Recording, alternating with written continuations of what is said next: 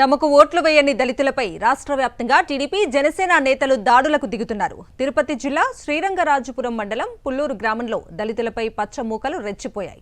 ఎన్నికల్లో టీడీపీ అభ్యర్థి థామస్ కు దళితులు ఓట్లు వేయలేదనే నెపంతో ఆ పార్టీ నేతలు దళితుల నివాసాలపై దాడికి దిగారు.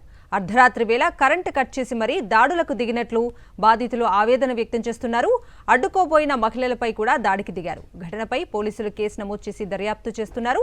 ఇటు దాడికి గురైన దళిత కుటుంబాలను డిప్యూటీ సీఎం నారాయణస్వామి పరామర్శించారు.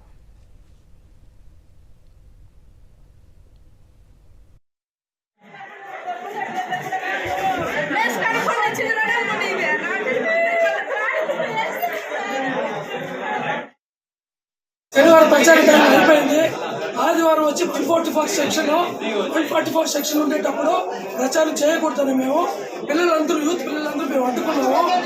మేము అడ్డుకున్నందుకు వైఎస్ఆర్సీపీ పిల్లకాయలు మేము అడ్డుకున్నందుకు టీడీపీ వాళ్ళు జనసేన వాళ్ళు మూకుముడిగా ఒకేసారి నా కొడుకులారా మేము లోపలికి పోతాము, ఏం చేసుకుంటారో చేయండి మా నా కొడుకులారా దూషించి లోపల వచ్చి ప్రచారం ఈవీఎం తీసుకొచ్చి ప్రచారం చేసి వెళ్ళేటప్పుడు నా కొడుకుల ఈవీఎం బాక్స్ లో ఎలక్షన్ కోడ్ ఓట్ బూత్ అవుతానే 6 గంటలకు మిమ్మల్ని మీ ఊరిని చిన్న పనులు చేస్తామని చెప్పేసి మమ్మల్ని పై దాడి చేసుకుంటున్నారు సార్.